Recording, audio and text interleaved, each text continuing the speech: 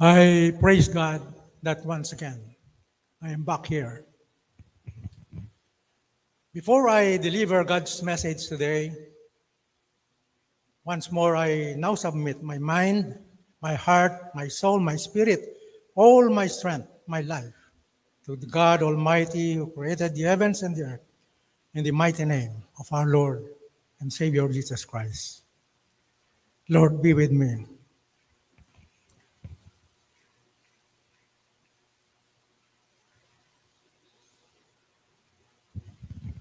God's message today, the title is Standing on God's Promises.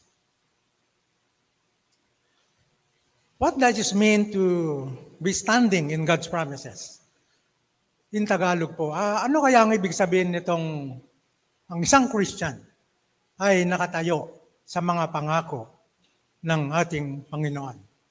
You're standing on God's promises. No? Let us imagine one standing in God's promises.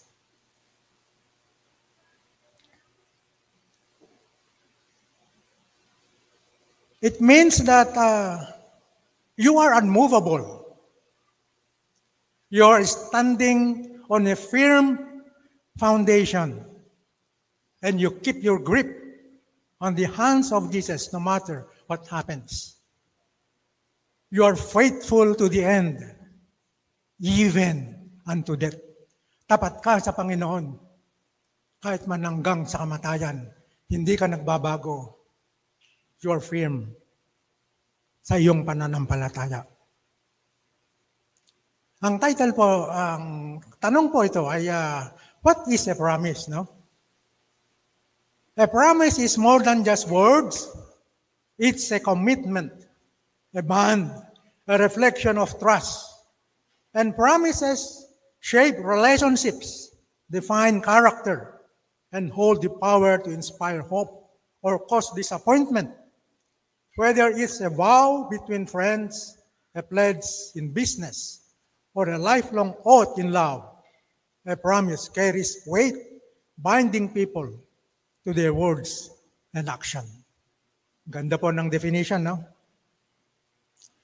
In its essence, a promise represents intention and responsibility. To keep a promise is to honor one's integrity, while breaking one can erode trust and credibility. That is why promises, big or small, should be made with sincerity and fulfilled with diligence.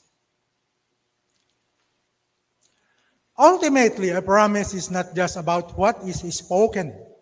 It's about what is done.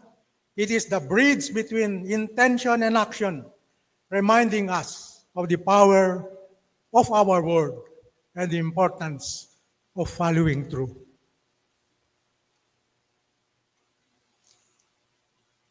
Mga kapatid, as we journey in this earthly life, sa ating paglalakbay sa mundong ito, sa buhay na ito, there are so many promises that men say. Maraming sinasabi, binabanggit na mga pangako ng tao. Kinocommit nila. Pero eventually, hindi po natutupad. They are broken and unfulfilled. An example is a commitment to marriage. Sige, ikaw ang magiging asawa ko. Makakasalan kita. Providing for family. Nag-promise ka na ang lahat ibibigay mo sa family. Devotion to friendship. Vow of faithfulness. Yung pangako, no? Pangako mo sa iyong pagiging katapatan.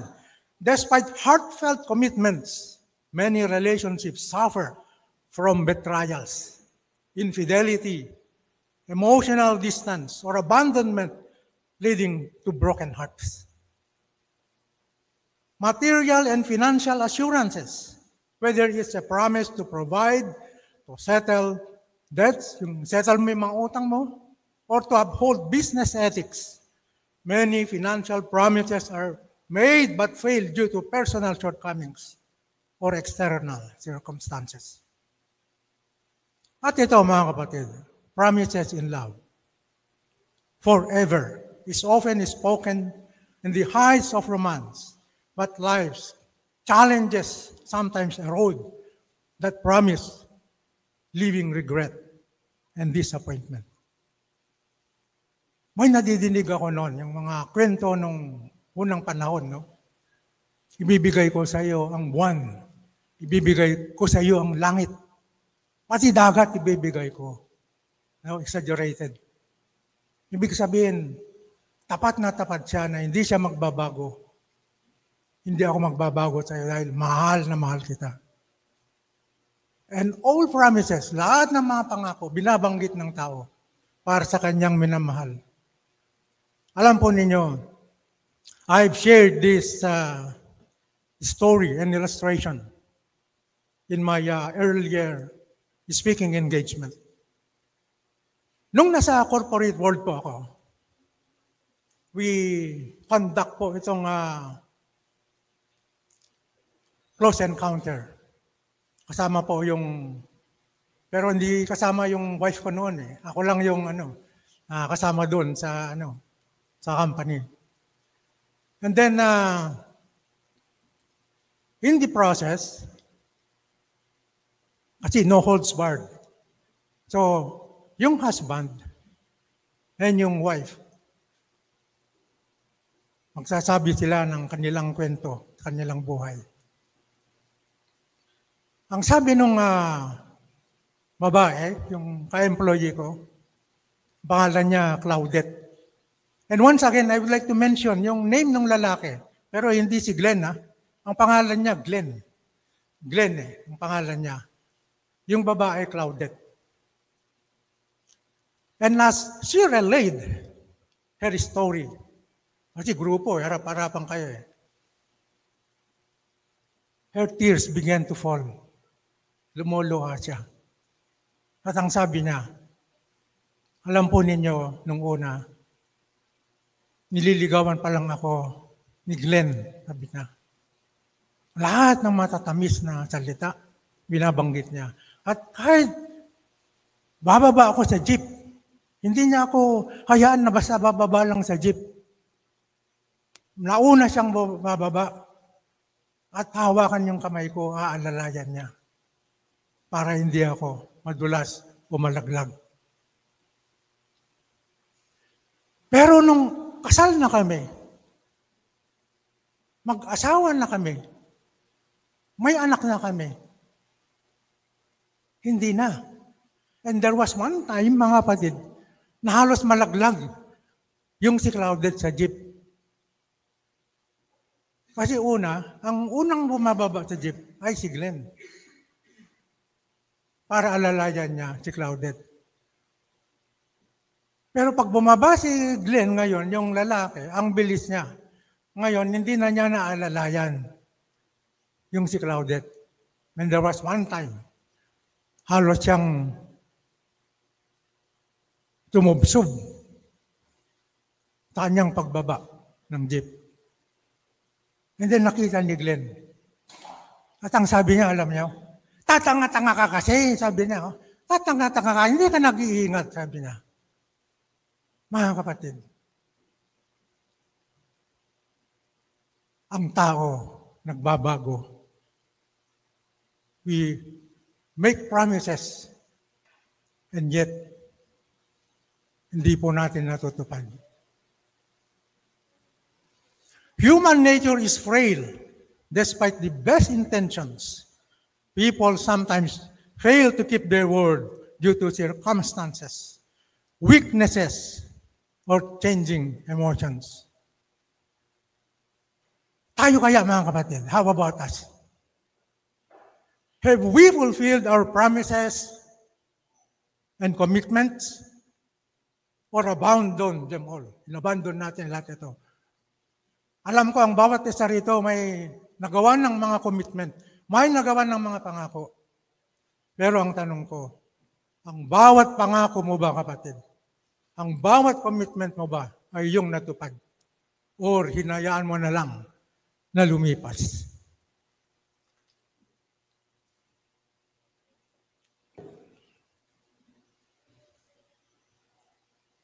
Tayo kaya?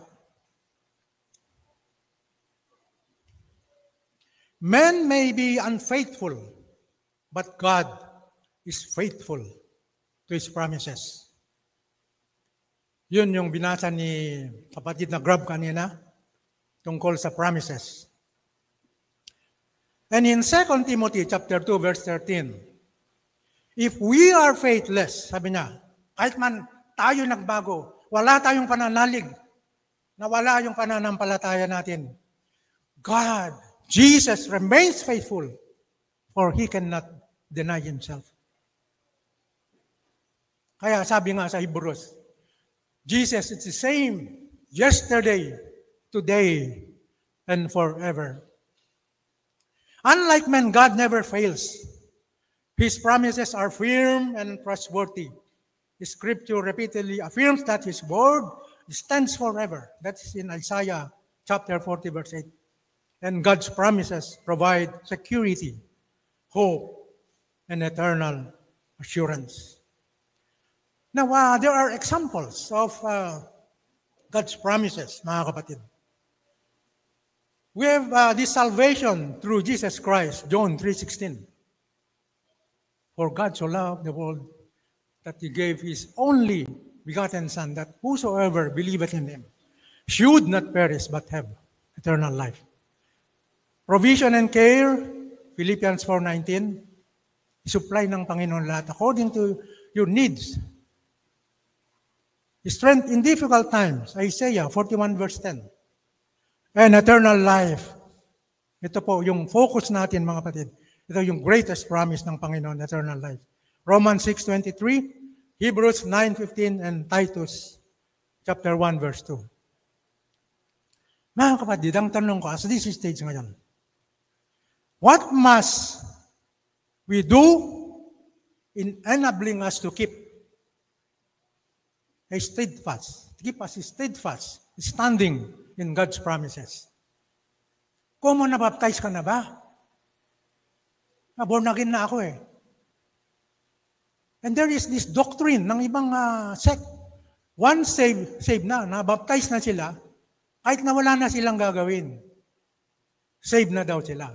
And that is a false doctrine, mga kapatid. So, anong gagawin natin para tayo manatili na nakatayo, matatag, matibay tayo sa ating pagtayo, pag-aantay, pag-anticipate ng mga pangako ng ating Panginoon? The bottom line, it is our faith and obedience in God, in our Lord and Savior, Jesus Christ. So, sa proseso, may process, mga kapatid, para mapanatili natin ang ating mga sarili na matatag, matibay, unmovable tayo. And we will remain firm, standing in the promises of God. And number one, mga kapatid, is to develop a prayerful life. No? Sabi sa 1 Thessalonians 5:17, pray without ceasing. Ibig sabihin nito, kailangan na meron kang regular na pagdarasal. Well, as for me, pag natulog ako sa gabi, I always pray. And then when I wake up in the morning, I whisper the praise to God and pray. Kahit na yung mga naunang mga prophets, they pray. And in our prayer, mga kapatid, we must be persistent and not faint-hearted. We must pray with humble hearts. Dapat po, pag nagdadasal tayo, kailangan na meron tayong mababang kalooban. We must pray having believed. We must pray for forgiveness in Matthew 18, verse 21 to 35. Malala nyo yung yung tax gatherer. Alam niya, yung kasalanan niya, mabigat ang kanyang kasalanan, pero he is humble. He is beating his chest like that. Lord, patawarin mo po ako. And he cannot even look to the sky because of the heaviness na nararamdaman niya dahil sa kanyang mga kasalanan. Sana ganun po tayo. We must be humble. Hindi po yung nagdadasal ka, mataas ang pride mo eh. Kailangan we must be humble. Yung unang karakteristik ng isang tunay na Kristiyano. Humility, mga kapatid. We must pray that we will not be overcome with temptation and trials. We must pray to receive and be filled with the Holy Spirit. And this is how we breathe spiritually by our fervent prayers. Alam niyo, merong akong kwento na i-share lang sa akin ito in my earlier years. Ang isang lalaki ay nanaginip daw, no? He has a dream. At sa kanyang dream, nakita niya ang 3 grupo. Yung unang grupo, sa kanyang panaginip, nakita niya yung mga nagdarasal. Marami sila, nagdarasal sila. Pero maraming musical instruments. Nagtatalunan sila. Nagdarasal sila. Pero panay ang talon, panay ang palakpak nila, mga kapatid. Ang ingay talaga. Pero sabi nung lalaki, kasi merong angel, sabi niya, Sir, sa kabila ng noise ng ginagawa nila, bakit hindi ko madinig? Wala akong nadidinig, sabi niya. At ang sabi ng angel, mga kapatid, sinenya niya, ginanon lang niya. And again, there is another group. Ganon din yung nakita niya. May mga binabasa na mga dasal, doon sila nagdadasal, binabasa nila lahat yung dasal, at mayroon din mga banda, halong-halong musical instruments, nagtatalunan din, nagpapalakpakan din. Nagtanong uli yung lalaki, si Angel, Sir, bakit hindi ko din madinig ito? Ano ba? Sabi niya. Mas ginanon lang siya. Ginanon lang siya. And then, sa isang corner, nakita niya ang isang bata. Marahil kasing laki lang nitong si Aitan. Andun sa corner. Nakaganon siya sa isang malaking bato. Nagdarasal siya.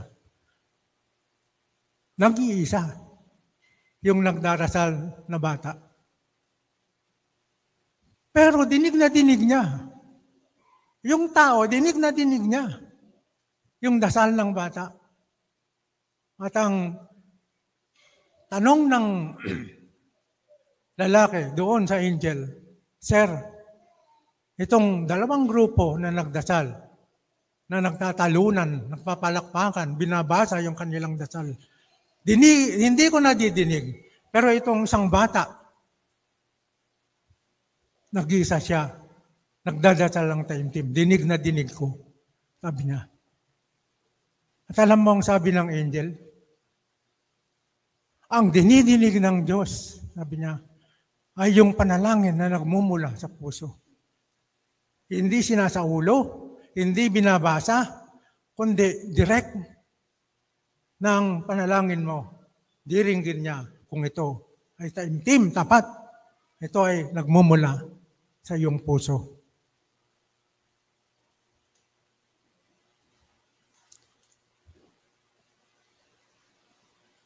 Allocate ample time in reading and studying the Word of God.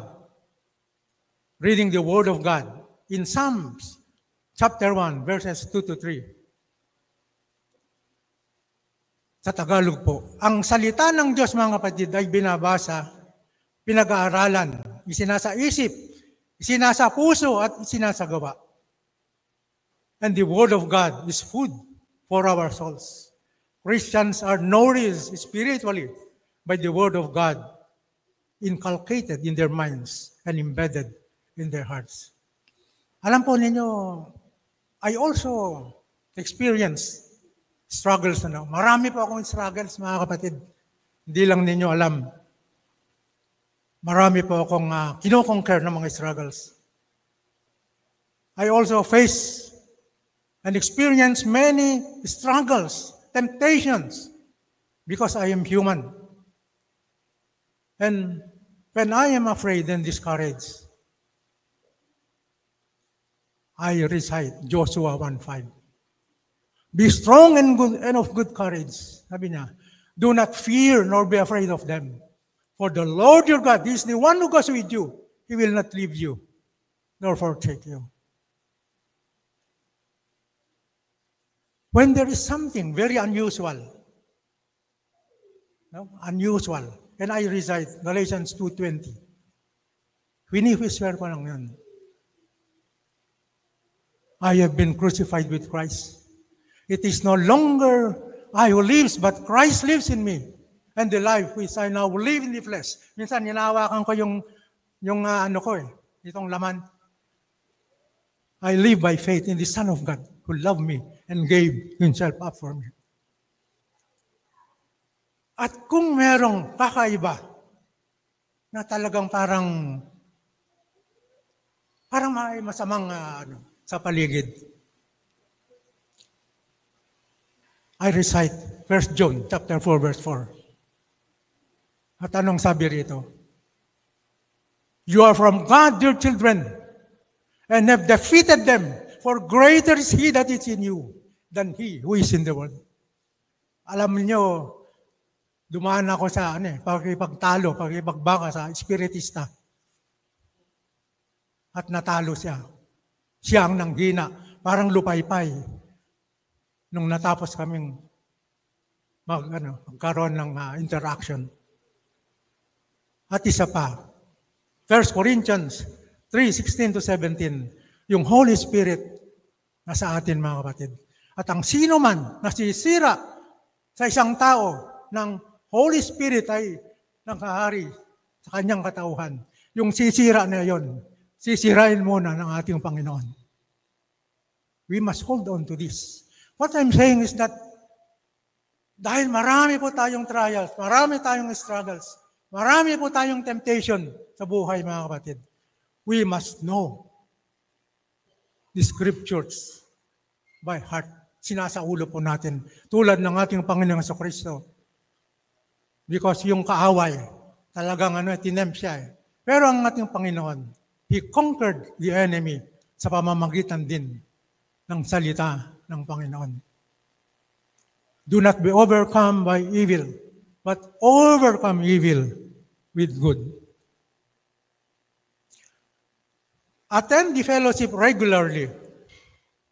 Sensya na po kayo, I may extend a little. In Hebrews 10:25, not forsaking our own assembling together, as is the habit of some, but encouraging one another, and all the more as we see the day drawing near.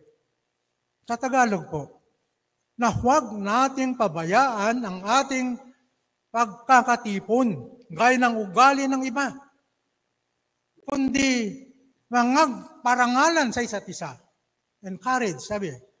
At lalong higit habang inyong nakikita na nalalapit na ang araw. Alam po ninyo, yung second coming ng ating Panginoon, malapit na. Hindi lang po natin alam kung kailan. Pero definite, malapit na po ang pagbabalik ng ating Panginoong Jesucristo. Alam po ninyo, I happened to travel to Palawan. And one of the areas na napunta namin ay kung sino po nakakalam yung Honda Bay. There is a place there, an island po, tawag nila Luli. Luli yung island na yun. Ibig sabihin, lulubog and then lilitaw. Kung high tide, lulubog siya. Kung low tide, lilitaw siya. Sana hindi po tayo ganun. Lulubog, lilitaw. No? We must attend the fellowship regularly, mga kapatid. Isipin po natin yung isang uling. Kung halimbawa mag-ihaw tayo, magsugba ng isang isda o kaya isang karne, no? At tapos ang ilalagay lang natin doon sa grill, isang uling. Hindi ka pwedeng hindi ka pwedeng makaka-accomplish. Kasi mamamatay yun eh. Yung isang uling. Pero pag damihan mo ang uling, marami, punuin mo siya, sisigahan mo, yun ang magbibigay ng init sa isa't isa. Sabi nga,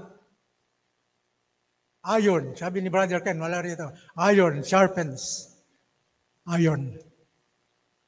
So kung marami, mga kapatid, makaka-accomplish ka. So huwag nating hayaan na punta tayo sa ganito, tapos yung sabi mo, susunod na lang ako pupunta. Kasi pupunta muna ako sa mall, ganun, may bibilin ako. No. Ang Sunday, mga kapatid, ay para sa Panginoon. Kailangan maging faithful tayo, regular, mga kapatid, sa ating pagsamba at paglilingkod sa ating Panginoon. Huwag niyong kalimutan yung sinabi ko. Kung isang uling, sisigan mo, ilagay mo dun sa grill. Tapos mag-iihaw ka. Anong mapapala mo? Pero kung marami ang uling na ilalagay mo dun, mga kapatid, marami kang ma-accomplish. Tulad natin dito, mga kapatid, tayo ay nagpapalakasan sa bawat isa. We must fix our eyes on Jesus, mga kapatid. Hebrews 12:1. Therefore, since we have so great a cloud of witnesses surrounding us, let us also lay aside every encumbrance and the sin which so easily entangles us, and let us run with the endurance the race that is set before us. Sabi rito, kaya nga, yamang mayroong kalakhan gayong karamihang saksi na nakapalibot sa atin, ay iwaksi natin ang bawat pasan at ang kasalanang madaling bumiyag sa atin at tumakbo tayo ng may pagtitiis sa takbuing inilagay sa harapan natin. A Christian is like an athlete, mga kapatid, to run in a track and field. Alisin niya ang mga bagay na nakakabigat sa katawan. Ang isang athlete ay inaalis niya ang kanyang relo, malalaking alahas o mga kwintas o mga ibang barloloy sa kanyang katawan upang siya ay makatakbo ng mahusay at matulin. Kailangan po ay wala po tayong nakitang runner sa track and field na may kadena sa paa habang tumatakbo. May nakita na po ba kayo? Ang isang athlete na tatakbo sa track and field pero marami siyang barloloy sa katawan. No. Kailangan po na alisin niya lahat yung mga bagay na nakakabigat sa katawan upang siya ay makatakbo ng matulin. A Christian can never fix his eyes on Jesus unless he surrenders all his vices, causing him to continuously commit sin. Then, we have to spend time to rest. We have to cast all our anxiety to Jesus. Give all our anxiety to Christ because He cares for us. Sabi rito, na iyong ilagak sa Kanya ang lahat ng inyong kabalisan sapagkat kayo'y pinagmamalasakit niya. Mga kapatid, ayaw kong mag-extend pa. And before I close, bago pa ako magtapos mga kapatid, ay muli akong mag-iiwan ng isang inspiration para ma-inspire kayo. Ito yung sinabi ni Apostle Paul. Alam niyo si Apostle Paul, Apostol Pablo, nung siya'y malapit ng mamatay, mga kapatid. I believe, base sa aking nabasa, pinugutan siya ng ulo despite yung kanyang paglilingkod. sa ating Panginoon. Sapagkat ako'y inialay na at ang panahon ng aking pagpanaw ay dumating na. Nakipaglaban ako ng mabuting pakikipaglaban. Natapos ko na ang aking takbo. Iningatan ko ang pananampalataya. Buhat ngayon ay nakalaan sa akin ang putong ng katuwiran na ibibigay sa akin ng Panginoon na tapat.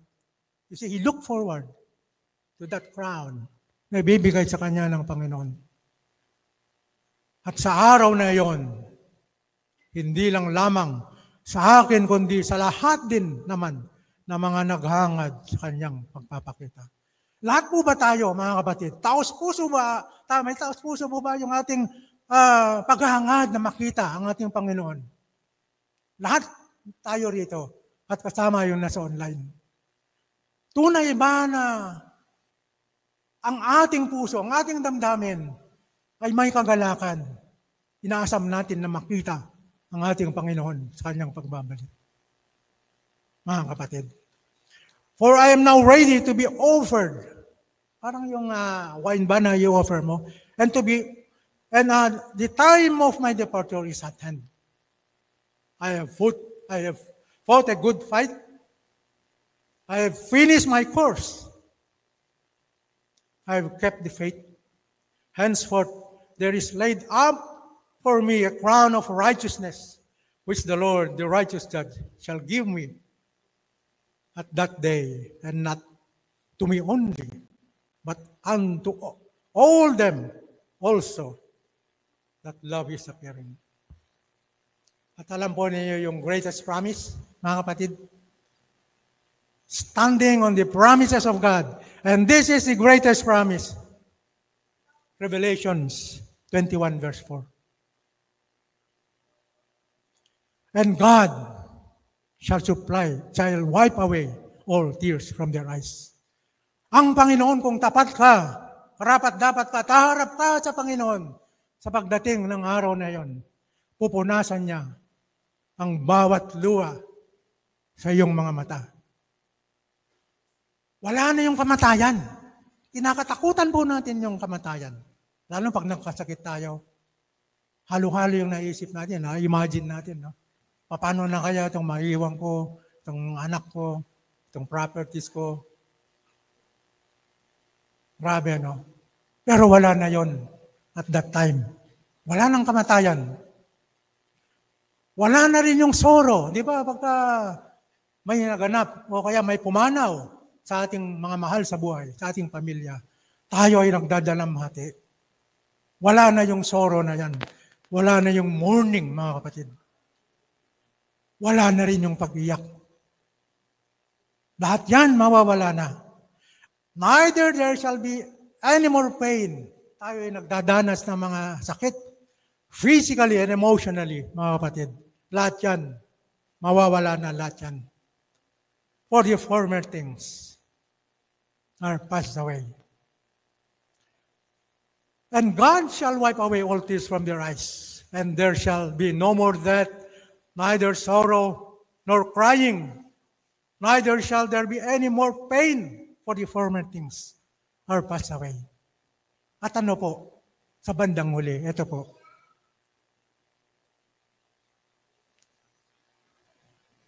Matthew 25:21. Kung tapat ka. His Lord said unto him, well done, thou good and faithful servant. Thou hast been faithful over a few things. I will make thee ruler of many things. At sabi ng Panginoon, enter thou into the joy of thy Lord. Sana po ang bawat isa, lahat ng naririto, mga kapatid, at gayon din, mga kapatid na nasa online, makamtan po natin ang pangako ng Panginoon. May God bless everyone. Now, kung meron man dito na hindi pa nabaptize o naghangad na mabaptize, lapitan lang po ninyo si kapatid na Malbe. At we, with all our hearts, Lord, ang lahat dito, mga church leaders, Brother Fred, si Brother Elmer, yung na-baptize ng kamakailan. And all of us here, mga kapatid. Andyan po, mag-assist sa inyo para kayo po ay mabaptize din. Salamat po sa inyong pakikinig. Pagpalain po kayo ng ating Panginoon. And God bless.